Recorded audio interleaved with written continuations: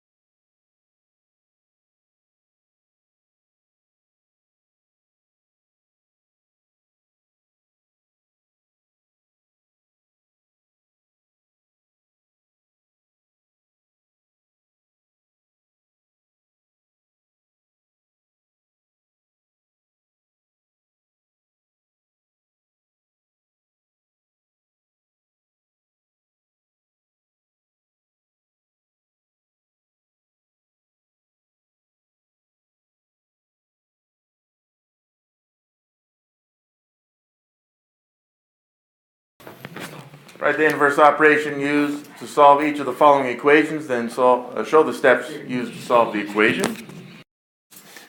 So the inverse operations, let's just look at the basic operations though. And then from those operations, we'll look at their inverses. So the four basic operations would be addition, subtraction, multiplication, and then also division. All right, so the inverse operation for addition would be subtraction. It's not on mine either. Subtraction, the inverse operation is addition. Multiplication, the inverse operation is division. And then finally, division, its inverse operation would be multiplication. So these all kind of undo each other, which is what we'll see in number 2 there. All right, so inverse operations, real quick. For addition, subtraction is its inverse. When we went over this in class, we called these properties of equality, which may be a little bit more understandable. Because to solve this thing, we need to zero out that 3, so I would subtract 3 from both sides. What that does is it leaves us with the x. This zeroes away, and 7 minus 3 is 4. How do you still have more than? Part B, negative 3 times x equals 18, so this is multiplication. The inverse operation for multiplication is division. And again, we've seen this before, we're going to divide both sides by negative 3. Again, that keeps the equation equal and balances it out. Negative 3 divided by negative 3 is 1. So we get 1x equals 18 divided by negative 3, which is negative 6. Now we don't have to show the 1 there though, if we don't want to. So that would be fine right there. Part C, x minus 6 equals negative 14. So the operation that is the inverse for subtraction would be addition. But again, we got to keep them equal. So what I'm going to do is I'm going to zero out that minus 6 and add 6 to both sides. So when I add 6 to both sides of the equation, those zero out. I'm still left with the x over there. And negative 14 plus 6 would be negative 8. The next one, that's x divided by 7 equals 3. Now again, we just want a 1x just like we did in part B. So since that's divided by 7, I'm going to multiply both sides by 7, which keeps everything equal. The 7's cancel out into a 1. 1x equals 3 times 7, which is 21. Alright, so yeah, number 2, what does an inverse operation do? It will essentially undo an operation that is performed on a variable. It must be done to both sides though, which is why we call them principles of equality. We're not changing the value of the equation by doing the same thing to both sides of the equal sign. And that's principles of equality, or just the general idea of inverse operations as well. So these are the inverse operations for the 4 basic operations: addition, subtraction, multiplication, and division. But as we've seen already in this class, specifically I think it was Unit 2, there are other operations that we have, such as exponents, and also square roots and cube roots. So this next part, this will explain kind of the roots, which again we've gone over already. So for example, if I had a square, let's say that I'd drawn that better than it was an actual square. So a square, the interesting thing about the area of a square, well, I guess we have to relate it to a rectangle first. So a rectangle, we would say we'd take the length and multiply it by the width to find the area of a rectangle. So the area of that rectangle would be length times width. The area of the square though, the length and the width are the same side length. So the area of a square would be the side length squared. We don't generally write that multiplied as s times s, because then some people say it spells bad word. Alright, so the problem is sometimes what they're going to do is they're going to give us the area of the square, then we got to find the side length.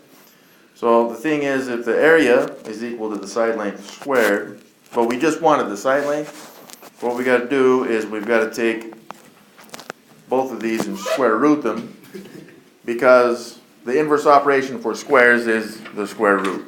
Wait. So the side length would be whatever the area is, but it's square roots, which we're going to see in this next problem. So this one says, write and solve an equation to find the side length of a square with an area of 25 centimeters squared. So we just saw that we're going to take the area, and if we square root it, then we get the side length. And this one has an area of 25, so it's just the square root of 25. Now you could type this into the calculator, square root of 25. If you did, Get the square root. square root of 25, when we plug that into the calculator, we get 5 equals the side length. Now, if you just write 5 on the test, you'd get it wrong. That's 5 centimeters.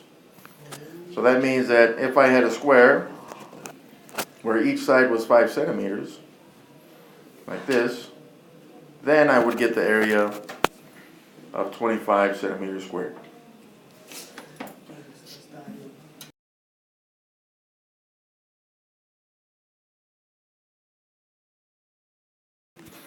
All right, just a quick review on exponents, okay? So something like x to the power of 2. So exponents are just a simplified form of multiplication, so that would be like x times x. So if I had, for example, I don't know, 2 to the power of 4, this would be 2 times 2 times 2 times 2. But we got to remember with the negatives, if I had negative 3 to the power of 5, this would be only one negative, and then 5 threes multiplied together, like this. But only one is negative. We only have one negative. Now, all of them would be negative if we had parentheses, like this one. So if I had negative 4 to the power of, let's say, 2. Well, now that it has parentheses, this would be negative 4 in parentheses 2 times multiplied together. So this is just a quick review on exponents, because I'm worried you guys forgot about this stuff. Okay.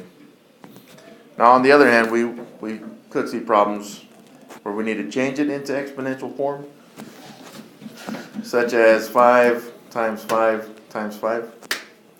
Well, that would be 5. That's a base. To the exponent, the power is 3. Are we on number 6? So now we're going to consider the equation x squared equals 25, but out of context. Is 5 the only solution? In other words, is 5 the only number that makes this equation true when submitted for x? So let's look at the equation, right? It's x squared equals 25. So if we said that x was 5, 5 to the power of 2 is the same as 5 times 5, and that does equal 25. So we already know that's true because that's the problem we just answered, but now we need to figure out if there is another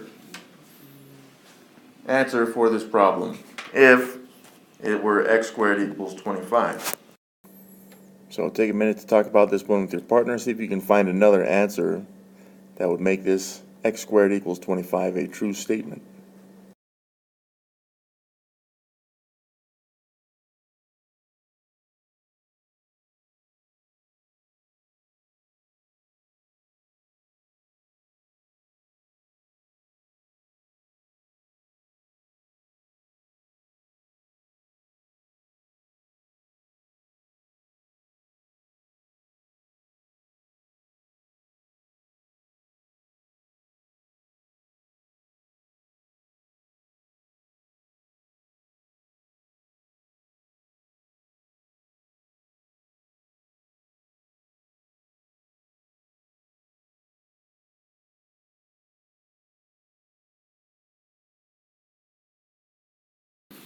So on this one, there is another value that gives us a value of 25, or an area of 25 in a square.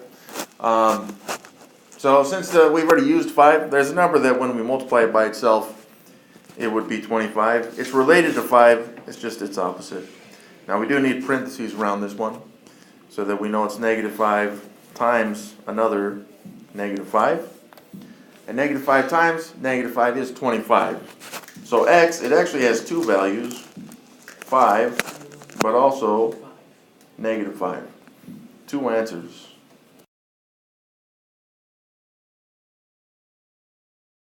So this one, now we're going to have a cube, right? Write and solve an equation to find the side length of a cube with a volume of 27 inches cubed. Well, the Thing that makes a cube unique is that all the side lengths are the same. So this side length is the same as this side length, which is the same as the depth. So usually we would use to find volume length times width times height. But again, for a cube, they're all the same. So that means if you wanted to find the volume of a cube, it would be the side length, but to the power of 3. So we need the inverse operation for cubes, which means that we need to take, it's not a square root anymore, even though it uses the same symbol, but now it has what we call an index of 3, because it's been cubed. So we're going to take the cube root of both, and that would be just the side lengths. Essentially those 3's cancel out right here and here. And so the side length would be the volume, but it's cube root. Now on this one, it gave us the volume, and we'll find the side length. The volume, it said, was 27 inches cubed. So we take the cube root of 27. So in the calculator, what you're going to do is you're going to tell the calculator that it's the cube root first. After you tell it's the cube root, then you got to tell it that it's actually a root. So that to access that one, you got to push the second button in the top left. And then you're going to push the, it's called a caret sign. It's just right above the x squared button. So it's to the left of 7 and then up 1. So once you see that, then you've told the calculator it's the cube root. Just type in 27 and it will give you your answer, which in this case, so that would give us a side length of 3. But again, we need to label it in 3 inches for this one.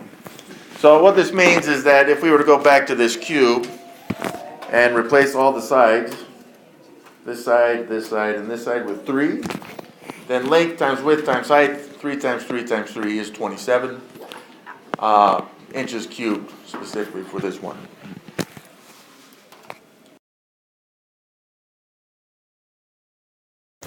All right, number 6, now consider the equation x cubed equals 27. Out of context, we're just looking at this mathematically. Is 3 the only solution? In other words, is 3 the only number that makes this equation true when substituted in for x? So let's look at the equation. Actually, you guys take a minute and see if you can figure out the answer to this one.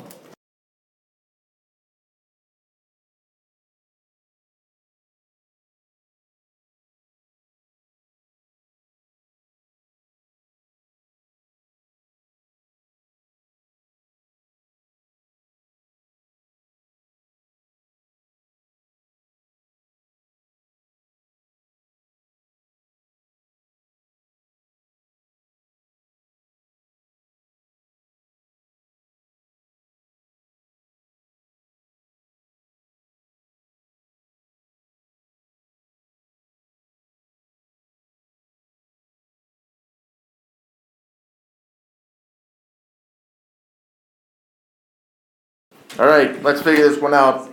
So for the square roots, we took the value n, its opposite. So this one's saying, well, we know we could replace the x with 3 on this one. So we know that 3 to the power of 3, or 3 times 3 times 3 is 27.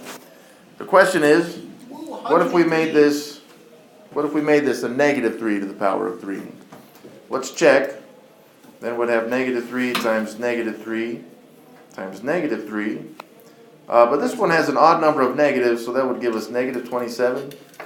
So that means negative 3 is not a solution. So is 3 the only number that makes this equation true when substituted for x? The answer is yes. There is no other values that we can have on this one that would make this equation true other than positive 3. So let's just confirm that. If we made these positive, we would still have a positive 27 answer. So yes, 3 is the only number.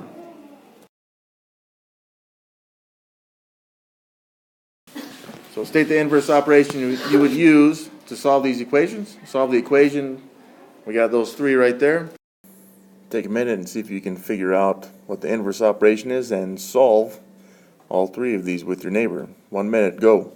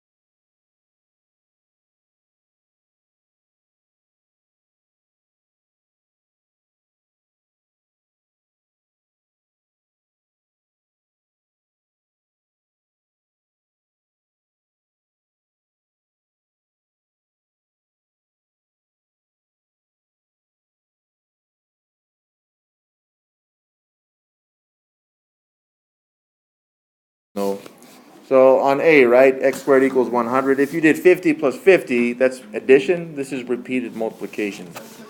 So it's got to be something multiplied by itself is 100. So let's just state the operation we're going to use first. In part A, since it's a squared, an x to the power of 2, we're going to use the square root.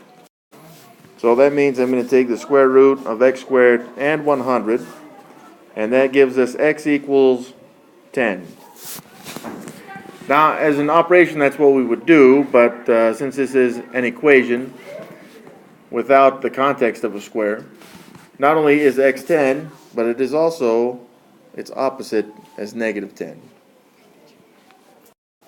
So part B, I'm going to use the same operation for this one. Since it's x squared, I'm going to use the operation of square root. Alright, so I'm going to show the work on it. For this one, x squared, let's square root it, and also the 36. So right away we know x is 6 from the calculator. But there's also another number that would be true for this statement, and that would be if x were also negative 6.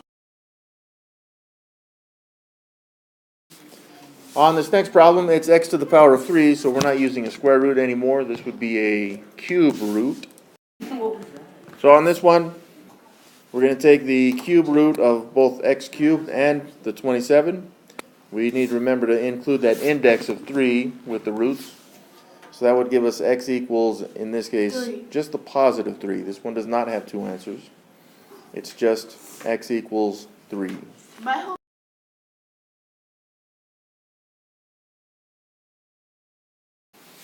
All right, now there's several problems here on this next page.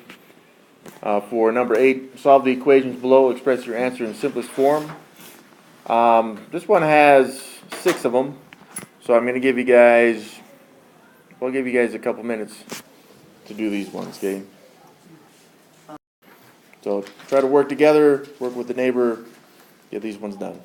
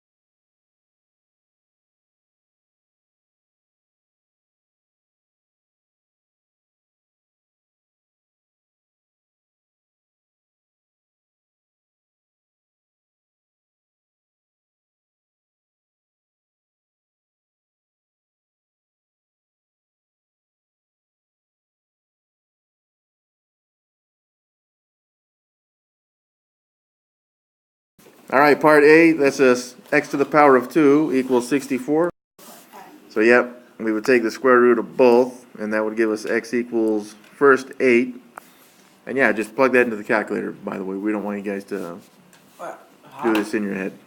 So it's not just 8, but it's also negative 8. Because 8 times 8 is 64, and also negative 8 times negative 8 is also positive 64. All right, part B, same idea on this one. We're going to square root both.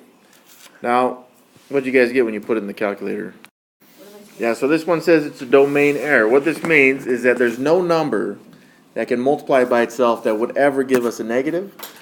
So we would never look at the area of a square as a negative value. So this one, as it turns out, it has no answer. Yeah, so on this one, 8 times negative 8 would give us negative 64, but like you were saying, they're not the same numbers, so as it turns out, there's no solution. So when we see an x to the power of 2 equals a negative, automatically we can say there's no answer.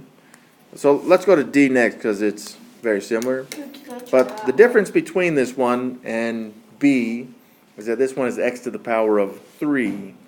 Yeah, so on this one, again, the calculator would tell us. So I can do the cube root of x cubed and also the cube root of negative 8. The calculator will work on this one. It will tell us the answer is negative 2. All right, part C. So this is x cubed equals 8. Same idea here. We can do the cube root of both. X to the power of 3 and 8. Wait, but I didn't do that. Since it's x to the power of 3, there's only one answer that would be true. And for this one, it would be 2. And again, we could check that, right? Because it's x to the power of 3. 2 times 2 times 2. This does equal 8. So therefore, we know it's just 2. If it were negative, it would be a negative 8, just like it is on D. Right? That one would be negative 2 times negative 2 times negative 2, which does give us a negative 8. But positive 2, as we can see on part C, gives us that positive 8, so it's not an answer for D. There's only one answer when we see that to the power of 3 for now. Now eventually, I think in 10th or 11th grade, you'll have answers to those that give you 3 answers, but for now we're just looking at one of them. So E will work the same way. So I'm going to take the cube root of x cubed and also the cube root of 1. So again, since it's a cube root or a power of 3, we only have one answer on this, and that is 1. Again, that's just something I want you guys to put in the calculator. You don't have to think about what number multiplies by itself 3 times to give us that value. All right, part F. So this one is in x to the power of 2, so I'm going to take the square root of both of these. And the square root of x squared is x. The square root of 9 is 3. But since this one is an x to the power of 2, it has 2 answers, 3 and also its opposite, negative 3. So these are the 6 answers for, well, these 6. All right, take a minute and try these next 6, G, H, I, J, K, and L.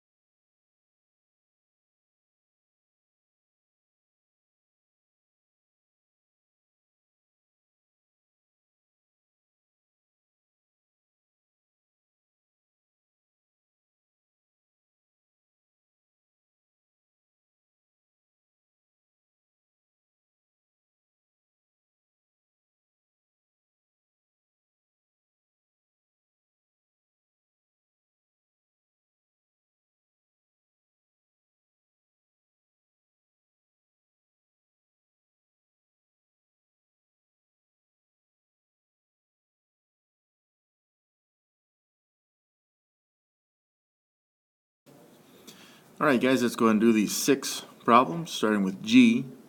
So some number squared, x squared, equals 5.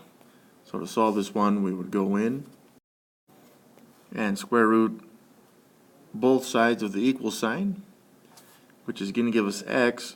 Now when we do this though, the square root of 5 is irrational, so we're going to show it as just the square root of 5. But again, this is an x squared problem, so there's not just one answer, there's also a second answer. It's the same square root of 5, but it's negative on this one. On h, we're going to do the same thing. It's a x squared, so we're going to square root both sides. So that gives us x equals, again, that's an irrational number, so we're going to show it as the square root of 10. But once again, there's 2 answers to this one, square root of 10 and also the negative square root of 10. The next problem is x to the power of 3 equals 15. This one is not a square root, it's a cube root on this one. So 15 is not a perfect cube though, so even though we end up with x equals, we're not going to write the decimal for that because it's an irrational number, so we get the cube root of 15. Now if the calculator would, if we put this in the calculator and it's simplified, then we would simplify this also, but it's not, so we're going to keep it the same. On the next problem, we got x squared equals negative 100. So again, we would square root both of these. Now when I put the square root of negative 100 into my calculator, I get, well, this one says it's a domain error. If it's a domain error, in this case, that means it's just not a real number. So I'm just going to put that it's not a real number. Now later on, you'll have to worry about that with those not real numbers, but for now, we're not worried about it because we haven't covered it. So we're just going to show this one as though it's not real. Now this next problem, x cubed equals negative 512. So since it's a cube, we're going to cube root both of these. And that's going to give me an x value. Now since this is cubed, we only have one answer, just like we did on I above it in green there. So we should only have one answer for this one also. And in addition to that, remember to type this into the calculator. This is the cube root. So the first thing you got to do is you're going to have to push the 3 button. That's telling the calculator that you want the cube root. And then you're going to have to go to the top left where it's the second button. And then you're going to go 4 buttons down and you're going to see this button. Right above it, you're going to see this x square root symbol. That means we want a specific root, specifically in this case the third root. And so after that, then you just type in negative 512. And when you push equals on that, it will tell you the answer, which is negative 8. And again, this is a cube root, so we only have one answer for this problem. Finally, we got this last one, x squared equals 8. So I'm going to square root both sides of this equation, which is going to give me just the x. And the square root of 8, your calculator will simplify this for you once again. That's 2 times the square root of 2. But don't forget about the second answer because it's an x squared. It's also the negative square root of 2. So it would be both answers for this one. Alright, here's the next set. M, N, O, P, Q, and R. Take 1 minute, do these. Actually, give you guys a few minutes.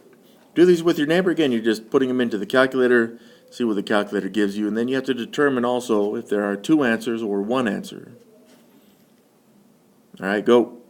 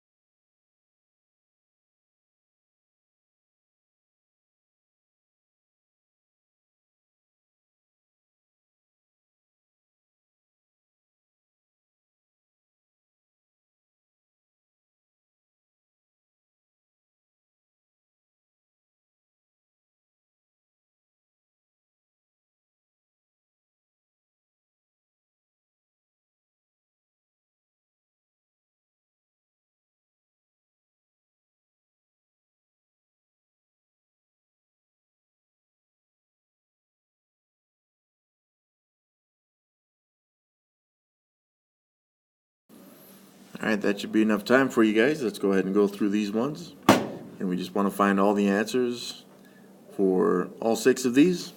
And to do that, again, we just expect you guys to use a calculator for this one. So for example, m, we're going to square root both sides of this equation, which would give us x. And if I put that into my calculator, I get 3 times the square root of 5. But since it's an x squared, we should have 2 answers, not just 3 times the square root of 5, but also the negative 3 times the square root of 5. So that would be both answers for that one. On the next problem, n, that's a cube root, so I'm just going to put the cube root for both of these. And again, I'm just going to do this one more time. To find the cube root, you've got to tell the calculator it's the cube root, so you're going to push 3. Then the second button in the top left. 4 buttons down, you're going to find this button, and then you're going to type in 250, and then see what it gives you after you push equals. So when I type that into the calculator, it gives me 5, and then multiplied by the cube root of 2. And that would be the answer. Since this is a cube, we only have one answer for this one. So the same thing on the next one. I'm going to cube root both of these. The x squared, x to the power of 3 and the 128. So that'd be x equals, and this one looks like it'd be 4 times the cube root of 2. And that would be that answer. Next up, p. This one's another square root problem. Now again, you could find the square root of 1 and the square root of 36 because they're both perfect squares. And you'd find that a would be 1/6, but remember, this is a square, so we also need the negative root as well. Negative 1/6. Alright, for q, we're going to take the cube root of both of these, including the fraction. And that would give us z. Now this is a cube, so there's only one answer. When you type this into the calculator, it will give you 1/3. Now this one's a little tricky because it has a decimal value, and I think that's the first time we've seen this. In any case, just put it into the calculator and see what it gives you. That would be y equals the square root of 0.16. So I'm going to type that into the calculator. And my answer is 0.4. Just don't forget, since it's squared, there's 2 answers, not only positive 0.4, but also negative 0.4. And that's all 6 answers for us right there. Alright, these next 6 problems, you're going to have to do a little bit of work on these. We're going to give you guys a few minutes to solve all 6 of them, and then see if you can do that with your neighbor. We'll come back in a few minutes. But do talk about your neighbor. Try these ones out. Again, after you've finished with these, just compare them with the answers that we get. Alright, go.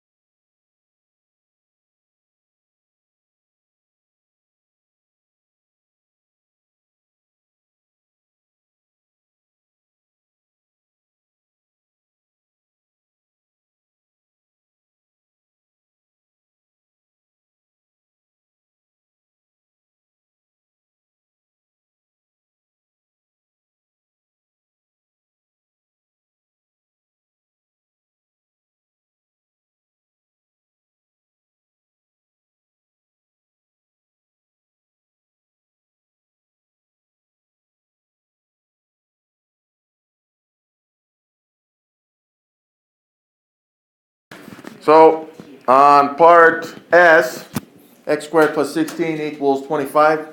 So just like the other ones that we saw on this worksheet, we got to figure out what x squared is first. And it is, we're going to have to subtract 16 from both sides of this equation, just like we would if it were a regular equation. So that gives us x squared equals 9. And then we square root this. So the square root of 9, that would give us x. That's 3. But again, don't forget there's two answers because this is x squared. Not just 3, but also negative 3. Because if we squared negative 3 times negative 3 is positive 9. And 9 plus 16 is 25. So it's both of those answers. All right. Doesn't matter. All right. Yeah, I'm good, man. X squared minus 5 equals 59. So we're going to do the same thing we did on that last one. I'm going to add 5 to both sides of this equation. So that gives me x squared. That zeroes out. That's going to equal 64. So it is x squared, so we're going to have two answers. I'm going to square root both of these. In the calculator, the square root of 64 is 8. But the second answer is still 8. It's just negative 8. U. 10 times x squared equals 1,440. We need to get rid of that 10, so we're going to divide 10 on both sides. So what that does is it cancels those 10s out as a 1. It's just x squared equals 144 now. 1,440 divided by 10 is 144. Same thing on the last one, last two. We're going to square root this to get x. And when I plug that into the calculator, I get 12. But again, it's x squared, so it has two answers, also negative 12.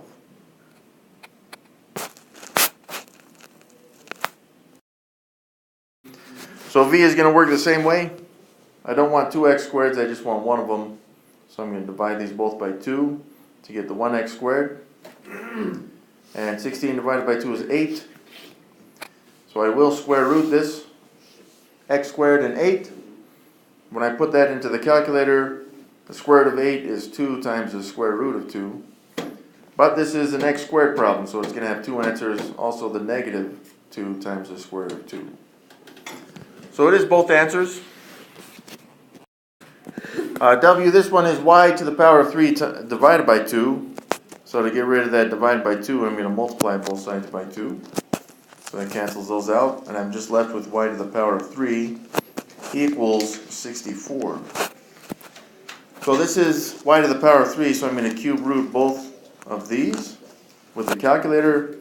So that will just give me y equals 4 in the calculator. But this one's a cube, so there's only the one answer, y is 4. Next up, x squared equals p, where p is a positive rational number. We're solving for x, which means we just want to see what x equals. So we would square root both of these to get that value, which means we get the square root of p. But it's an x squared problem, so it's also the negative square root of p, would be the second answer.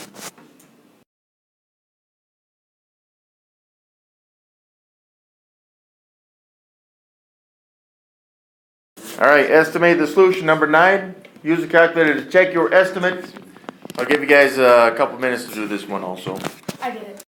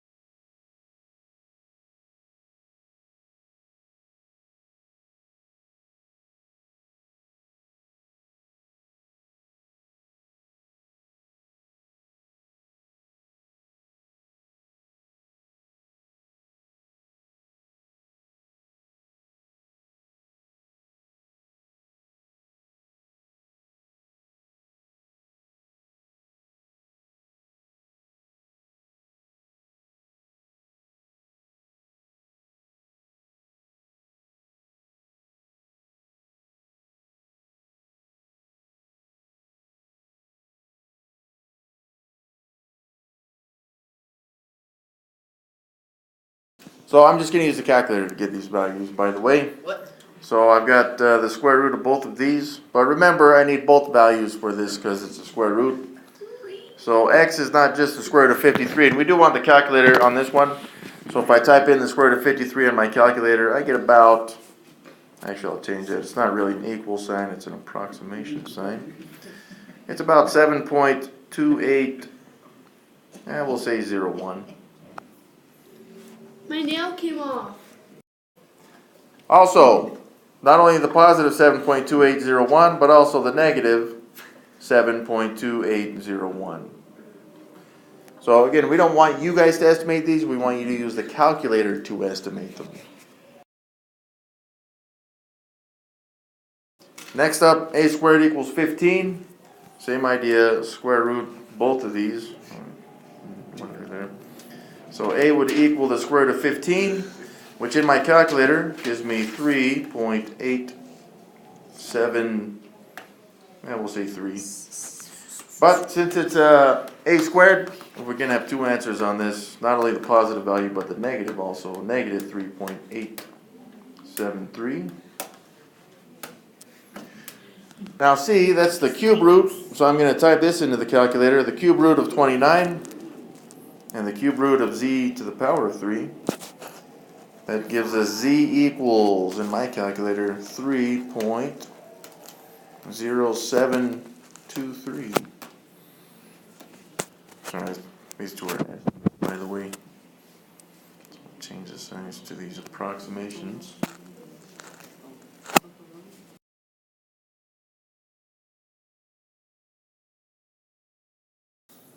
All right, we're going to take a quiz now. Go ahead and get a piece of paper out, a piece of scratch paper, put your name on it. We'll give you guys 1 minute to do that, and then we will start the quiz.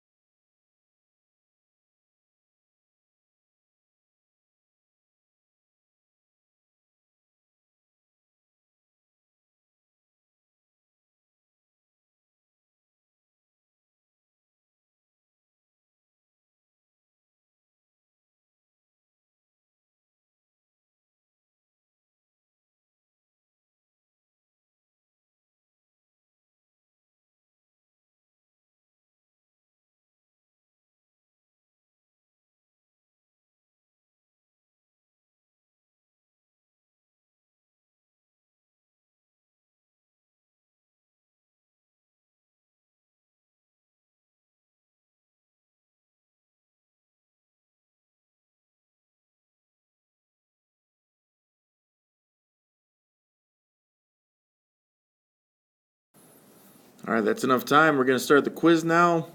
Once you guys finish, just hold on to it, and then we're going to go over it together so you guys can check your answers.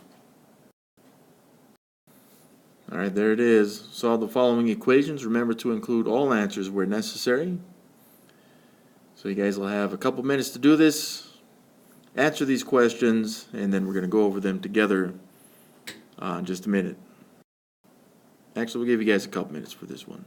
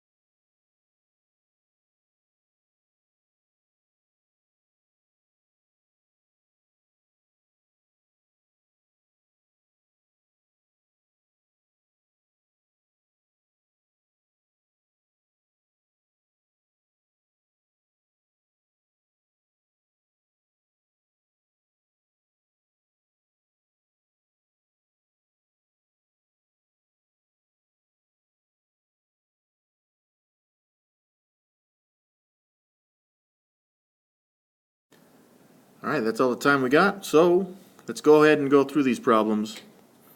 Number 1, to solve this one, and we will have two answers since it's squared. We're just going to take the square root of both of these, put that in the calculator, the square root of 144, and it will tell you x is 12, but remember it's also the opposite of 12 as well, so negative 12.